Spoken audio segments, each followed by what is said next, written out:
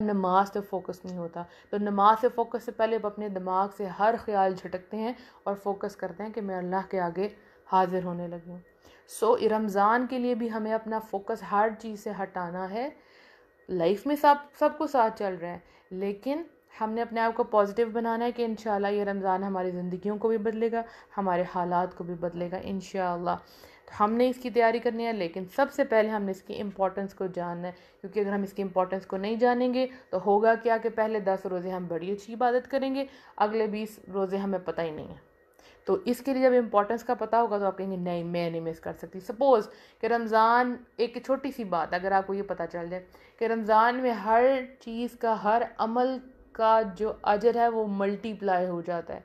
Like आपको पता है कि आप एक नेकी कर रहे हैं तो आपको उसके बदले में 10 नेकियां मिल रही हैं, कुरान का एक हर्फ पढ़ रहे हैं तो आपको 10 नेकियां मिल रही हैं। लेकिन रमज़ान में वो मल्टीप्लाई, यानी कि आपको नहीं अंदाज़ा कि वो कितनी बढ़ जाएंगी नेकियां।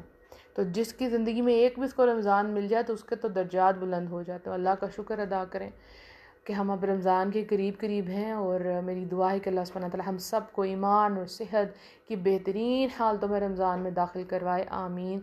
और हमारे दिलों में सुकून हो, हमारे घर के हालात में सुकून हो, हमारे ख़यालात में सुकून हो, हमारे वजूद में सुकून हो, हमारे माहौल में सुकून हो, ताकि हम बेहतरीन तरीके से इसको सेलिब्रेट कर सकें। लेकिन इसके साथ एक ये भी बात कर दूँ कि हमेशा से रमज़ान सबके लिए एक जैसा नहीं होता, ठीक है। पिछले साल हो सकता है रमज़ान किसी और तरह का हो, इस दफ़ा किसी और तरह का हो। तो कभी आपको मौके बहुत ज़्यादा इबादत के मिलते हैं, कभी थोड़े कम मिलते हैं, कभी आपकी हेल्थ कंडीशन बहुत अच्छी होती है, कभी नहीं अच्छी होती। तो ये सब कुछ साथ साथ चलता है। आपने खोना नहीं है, इसको लूज़ नहीं करता। जितना भी इसको कैच कर सकें, इसकी रहमतों को, बरकतों को समेट सकें, वो आपने करना है, ठीक हो गया। प्लस ये कि पूरे दुनिया में आपको पता है कि कोविड-19 यानी कोरोना वायरस के जो हालात हैं, उसकी वजह से हमारा पिछली दफ़ा भी रमज़ान की थोड़ी डिस्टर्बेंस रही, मसाजिद बंद रही और बाकी भी सारे हालात आपके सामने थे। तो अभी भी यही हालात हैं। तो हमें अल्लाह सुब्हानहू व तआला इस बीमारी के ज़रिए सिखा रहे हैं कि आपका जो मकसद और गोल है वो इबादत करना है, कंडीशंस कुछ भी हों, जगह कोई भी हो, आपने इबादत करनी है। कोई बहाना नहीं है कि हम मस्जिद में नहीं जा रहे तो हम क़यामुल लैल नहीं करेंगे, नहीं, आपको घर में करना, ठीक हो गया। चलें जी, अब हम सबसे पहले रमज़ान के जो फ़ज़ाइल हैं, इसकी इम्पोर्टेंस हैं, उनको जानते हैं, ताकि हम से कोई भी लम्हा ज़ाया ना हो जाए। वो लम्हा जो हमारी ज़िंदगी में हैं, आने वाले हैं, हम उनसे पूरी तरह से फ़ायदा उठाया जा सके, और हम इसको कुरान और सुन्नत के मुताबिक, अहादीस के मुताबिक इंशाल्लाह स्टडी करेंगे। एक आयत लेते हैं सूरह अल बकरा की आयत नंबर 185, और उससे फिर हम अपने लिए कुछ अच्छे अच्छे पॉइंट्स निकालते हैं, उन पर फोकस करते हैं इंशाल्लाह। सूरह अल बकरा आयत नंबर 185, तर्जुमा।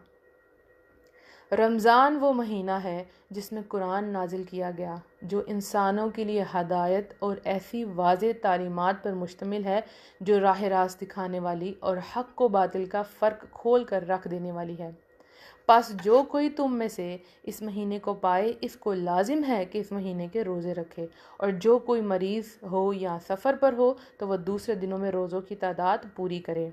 अल्लाह तुम्हारे लिए आसानी चाहता है, सख्ती करना नहीं चाहता, और ये कि तुम रोज़ों की तादाद पूरी करो, और जिस हदायत से तुम्हें नवाजा है इस पर उसकी बड़ाई बयान करो ताकि तुम शुक्रगुजार बनो। अल्हम्दुलिल्लाह, अल्हम्दुलिल्लाह। हम सबसे पहले अल्लाह के शुक्रगुजार हैं कि हम मुसलमान हैं। हम अल्लाह के शुक्रगुजार हैं कि हम नबी सल्लल्लाहु अलैहि वसल्लम की उम्मत में से हैं। हम शुक्रगुजार हैं कि अल्लाह सुब्हानहू व तआला हमें ईमान पे ज़िंदगी दी है अल्हम्दुलिल्लाह। हम अल्लाह के शुक्रगुजार हैं कि हमें अल्लाह सुब्हानहू व तआला ने रमज़ान जैसी नेमत अता की। हम अल्लाह के शुक्रगुजार हैं कि अल्लाह सुब्हानहू व तआला ने हमें कुरान जैसी नेमत अता की। अल्हम्दुलिल्लाह, अल्लाह का करोड़ शुक्र है। अब सूरह अल बकरा की जो आयत है, इसमें नंबर 1 पॉइंट क्या है रमज़ान की इम्पोर्टेंस का, कि ये वो महीना है 12 मंथ्स में से ये वो महीना जिसे अल्लाह सुब्हानहू व तआला ने चूज़ किया कुरान के लिए, ठीक है। और कुरान क्या है, हमें हदायत देने के लिए आई है और सच और गलत का फ़र्क बताने के लिए आई है। तो हमें दूसरी बात ये करनी है कि जब हम इस रमज़ान को पाएँ तो उसके रोज़े रखें, और अगर कोई बीमार है या मुसाफिर है तो वो रोज़ों को छोड़ सकता है, लेकिन बाद में उसको उसकी गिनती को कंप्लीट करना है और अल्लाह की बड़ाई बयान करें। अल्हम्दुलिल्लाह। नंबर 1 ये है कि हमने ये देखना है कि ये महीना अल्लाह सुब्हानहू व तआला ने कुरान के लिए सिलेक्ट किया, ठीक है। तो ये महीना बाकी तमाम महीनों से अफजल हुआ। अब अल्लाह ताला ने कुरान को इसमें नाजिल किया तो चेक करें कि हमारा कुरान के साथ रिलेशन कैसा है, हमारा ताल्लुक़ कैसा है, ठीक है। और फिर ये देखें सबसे पहले कि नबी सल्लल्लाहु अलैहि वसल्लम का ताल्लुक़ कुरान के साथ कैसा था, क्योंकि वो हमारे लिए नमूना है। हमने उनके नक्शे कदम पर चलना है, हमने किसी और इंसान के नक्शे कदम पर नहीं चलना। हमने देखना है कि नबी सल्लल्लाहु अलैहि वसल्लम इस रमज़ान के महीने में कुरान के साथ कैसे जुड़ जाते थे, हमने भी वही करना है। देखें, जो अमल आपका कुरान और सुन्नत के मुताबिक होगा वही एक्सेप्टेबल है। बाकी आप कितने भी नेक अमल कर लें, अगर वो कुरान और सुन्नत के मुताबिक नहीं है तो आप फिर सच्चे हर हक दीन पर नहीं हैं। हमारा सिलेबस कंप्लीट आ चुका है, हमने उसके मुताबिक ही ज़िंदगी गुजारनी है, अपनी इबादत भी उसके मुताबिक करनी है इंशाअल्लाह। हम खाना खाते हैं तो नबी सल्लल्लाहु अलैहि वसल्लम की सुन्नत के मुताबिक खाते हैं, बिस्मिल्लाहिर्रहमानिर्रहीम पढ़ के खाते हैं, दाएं हाथ से खाते हैं। हमारा हर अमल सुन्नत के मुताबिक होना चाहिए। तो सही बुखारी की हदीस लेते हैं जिससे हमें नबी सल्लल्लाहु अलैहि वसल्लम का ताल्लुक़ पता चलेगा कुरान के साथ क्या था। और रमज़ान में हर रात जिब्राईल अलैहिस्सलाम आप सल्लल्लाहु अलैहि वसल्लम से मुलाकात करते थे और नबी अकरम सल्लल्लाहु अलैहि वसल्लम रमज़ान गुज़रने तक इन्हें कुरान सुनाते। अल्लाहु अकबर। पूरा महीना यानी कि नबी सल्लल्लाहु अलैहि वसल्लम कुरान पढ़ते थे, सुनाते थे। तो हमें क्या करना है, पूरे रमज़ान में कुरान के साथ अटैच रहना है और इंशाल्लाह बाद में भी, लेकिन इस महीने में हमें ज़्यादा पढ़ना है। कोई ऐसा दिन ना हो जिसमें हम कुरान छोड़ दें। कुरान पढ़ें, इसको पढ़ाएं, इसको हिफ्ज़ करें, जो हिफ्ज़ हो गया इसको रिवाइज़ करें, किसी को सुनाएं। ये हमारा कुरान के साथ ताल्लुक़ होना चाहिए। लेकिन एक और बात, जैसे कि हमने सूरह बकरा की आयत में पढ़ा था कि ये हदायत के लिए आई है, ये हमें राह रास्त सीधा रास्ता दिखाने के लिए आई है। इसका मतलब क्या है, हमें कब पता चलेगा ये हमारी गाइडेंस के लिए? जब हम उसकी लैंग्वेज की समझ आ रही, हमें ये पता चल रहा है कि अल्लाह सुब्हानहू तआला क्या फरमा रहा है। आपने पूरी अलम नशरा पढ़ दी, आपने पूरी सूरह वद्दुहा पढ़ दी, आपने सूरह रहमान पढ़ दी, आपको पता नहीं था इसमें है क्या, तो आपके दिल को तसल्ली ही ना मिली, राइट। आपको अहकामात ही नहीं पता चले कि अल्लाह सुब्हानहू तआला ने कौन से काम किस सूरत में रखे गए हैं। तो आपने सिर्फ इसको पढ़ डाला, यानी सिर्फ रिसाइट कर दिया, लेकिन आपने समझा ही नहीं, तो कैसे आपकी लाइफ बेहतर होगी? अक्सर आपने अपने इर्द गिर्द देखा होगा, मैंने खुद देखा है कि कई लोग बड़े नेक नज़र आते हैं, 5 वक्त नमाज भी पढ़ें, ओके, तस्बीहात भी पढ़ें, लेकिन उनके बाकी ज़िंदगी के मामलात टोटली कुरान और सुन्नत के ऑपोजिट होते हैं, क्योंकि उन्होंने कुरान को सिर्फ पढ़ा है, उन्हें समझा नहीं है, उनकी ज़िंदगी उसके मुताबिक नहीं है। तो अगर आपकी ज़िंदगी उसके मुताबिक नहीं, तो फिर आपने क्या पाया? सिर्फ रेसिटेशन, दैट्स इट। तो हमने क्या करना है कि कुरान को समझ कर पढ़ना है। अगर कुरान का एक हर्फ पढ़ने से 10 नेकियां मिलती हैं, सपोज़ आपने पढ़ा अलिफ लाम मीम, तो आपको 30 नेकियां मिली। तो सोचें, जब आप इसको समझ कर पढ़ेंगे, इस पर गौर करेंगे, तदब्बर करेंगे और फिर इसके ऊपर अमल करेंगे, यानी अपनी ज़िंदगी को इसके मुताबिक ढाल लेंगे, आपकी लाइफ यानी दुनिया और आखिरत बदल जाएगी और सवाब का दर्जा सोचें कहाँ तक जाएगा। कुरान एक ऐसा मौजज़ा है जिसको पढ़ने से इतनी नेकियां मिल रही हैं, तो उस पर अमल करने से फिर क्या कुछ मिलेगा। अल्लाह अकबर। इसकी रस्सी को बस थाम लें। मैं कहती हूँ ना, अल्लाह की दुनिया अमेजिंग है, तो इस अमेजिंग वर्ल्ड का जो सबसे पहला स्टेप है वो कुरान का सिरा है।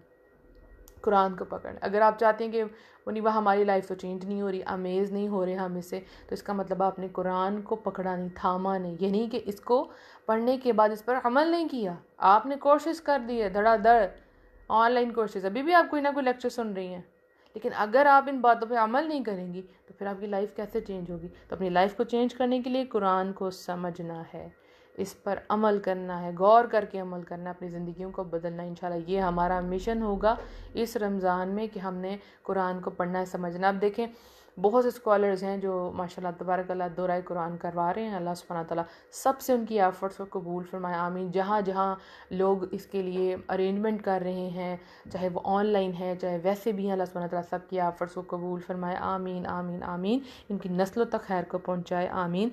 तो आप जाएं और यहाँ जो लाइव अटेंड करना है उसको आप अटेंड करें, और अगर आप कहीं पे भी नहीं जा सकती और आप लाइव भी नहीं सुन सकती तो फिर आप तर्जुमे वाला कुरान सिंपल सा ले लें, और ये बड़ा बेहतरीन चीज़ है क्योंकि इसको आपने आगे भी कंटिन्यू करना है इंशाल्लाह। आप दोहरा कुरान अटेंड करिए, वेरी गुड, लेकिन अपने पास एक कुरान की कॉपी रखें जिसमें सिंपल ट्रांसलेशन हो, आसान सी, जिसको आप इजीली पढ़ सकें। अपनी एक जगह सेलेक्ट कर लें नमाज के लिए, यानी रमज़ान के लिए अपने रूम में कॉर्नर बना लें, अगर नहीं है तो सो के अगर आपके बालकोनी में थोड़ी सी जगह है, आपकी सीढ़ियों में थोड़ी सी स्पेस है, छत पे थोड़ी सी जगह है, कहीं पे भी एक कॉर्नर अपने लिए सिलेक्ट कर लें कि यहाँ मैंने रमज़ान की तैयारी करनी है। लेकिन अगर कोई भी ऐसी जगह नहीं है तो कोई मुश्किल बात नहीं है। मैंने कहा सबके हालात डिफरेंट है, आपने ये नहीं सोचना कि मेरे तो हालात बाकी जैसे लोगों जैसे नहीं है, मेरे पास तो हम जॉइंट फैमिली सिस्टम में रहते हैं, एक रूम में सब रह रहे हैं मुनीबा, हम नहीं कर सकते। कोई बात नहीं, एक कबर्ड का एक खाना, एक कोना तो आपको मिल सकता ना, वो आपकी तैयारी है।